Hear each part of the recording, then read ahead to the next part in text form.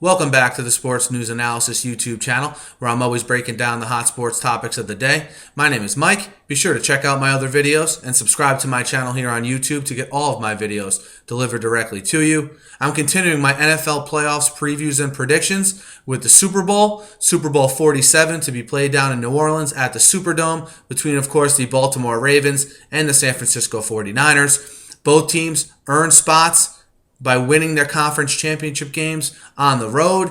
The 49ers down 17-0 at one point to Atlanta, come back and win the NFC side, while on the AFC side, the Ravens down 13-7 at half, outscore the Patriots 21-0 in the second half to take the AFC championship 28-13. So both teams definitely deserving of a trip to the Super Bowl. Should be a fun one. Two major subplots, of course, Jim and John Harbaugh, brothers, coaching against each other in the Super Bowl.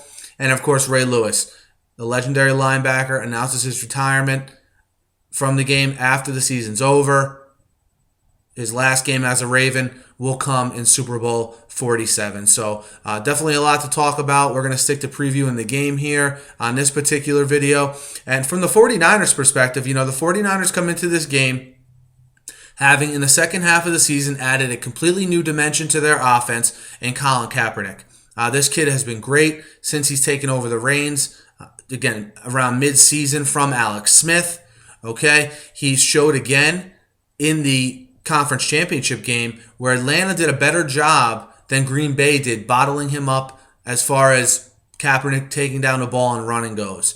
But you saw Kaepernick 16 for 21, threw for a little bit over 230 yards, didn't turn the ball over, and you're seeing the value of that. That one thing San Francisco's done well, they did it well with Alex Smith, their coaching staff has done it well with Colin Kaepernick, is getting through to them to not turn the ball over. And you saw him pass for a high percentage, not turn the ball over, and really be mature beyond his years in this conference championship game here. And it showed me that they can beat you a number of ways. And not to mention how good San Francisco needs to be in this game, I feel, with the conventional running game. I'd be surprised if with 2 weeks to prepare, the Kaepernick is able to beat the Ravens with his legs. I would personally be surprised at that. But what I wouldn't be surprised at is if this 49ers offensive line is able to control the line of scrimmage, because it's something they've been able to do all year. I believe it's the strength of their team is that offensive line. And, just look at the game against the Falcons. When they got in the red zone, where most teams tend to pass the ball more, they were gashing the Falcons in the red zone with the running game. Whether it was LaMichael James in spurts or notably Frank Gore as well, I think that's going to be a big key for the 49ers in this game. When they get down in the red zone, are they scoring touchdowns? And are they able to run the ball in the red zone and run the ball in general? Obviously, the Baltimore defensive line, and I think the Baltimore defense as a whole, poses more of a threat to the San Francisco line than Atlanta did. But we'll see how that plays out as the game goes on here. Another key for San Francisco will be getting Vernon Davis going. I think you saw that the Falcons sort of took Crabtree away more, and it led to Kaepernick having to go to different weapons. There was an obvious weakness, in the Atlanta defense as far as covering tight ends. We saw it. They couldn't guard Zach Miller, and I was impressed with how Kaepernick was patient, went to Vernon Davis when he needed to, took the underneath stuff. Those are the maturity things that I'm talking about, where he wasn't always going for the big home run. How does Crabtree play in this game?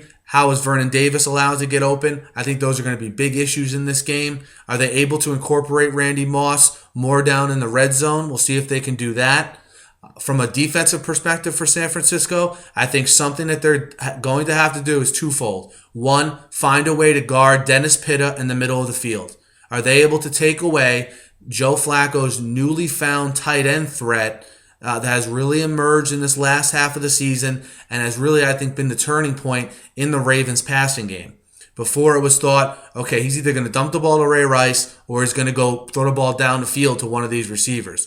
Well, now that you have Pitta in this intermediary range, I think it helps Flacco tremendously, and I think it's something that the 49ers have to focus and take away, because then I think they really make the Ravens sort of two-dimensional.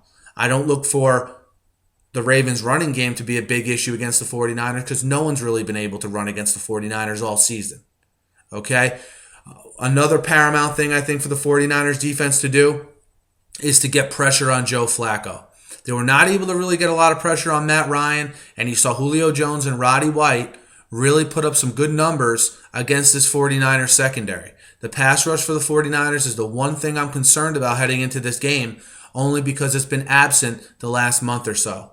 I look for Justin Smith to take these 2 weeks to get a little bit more healthy and to pose a little bit more of a threat, and hopefully that'll free up Aldon Smith on the outside to cause some disruption. I think that's San Francisco's best remedy for success. Stop the run like they normally do.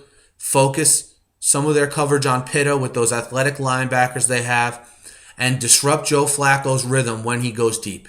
Because Flacco's a guy who's very talented throwing the ball down the field, and in order to beat them, okay, you need to make him come off his spot, okay, and not let those long developing routes develop. Okay? From a Ravens standpoint, the Ravens come into this game and they are going to try on defense, okay, to confuse Kaepernick. They're going to try to give him different looks. They're going to try to stand guys up. They're going to try to do some exotic blitz schemes to confuse him.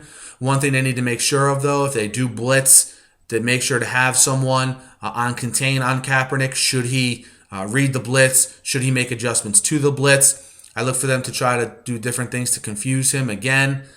Another thing the Ravens have to do first and foremost on defense against the 49ers is stop the run. Because if you can't stop Frank Gore and that offensive line from pushing you around, the 49ers are the kind of team that's going to feel you out, find out where your weakness is, and exploit it the whole game. They found the weakness with covering the tight end with Atlanta. They exploited it. They saw the weakness against Green Bay that they couldn't cover the running quarterback with a spy. They exploited it. So I think it's important for the Ravens to be solid all around and not really give up any big plays or let the 49ers see anything they can exploit, because then I think the Ravens could be in for a long day. I think you'll see the Ravens secondary do a good job against Crabtree, Moss, and the 49ers receivers. How do they cover Vernon Davis, though? Is Vernon Davis allowed to roam free?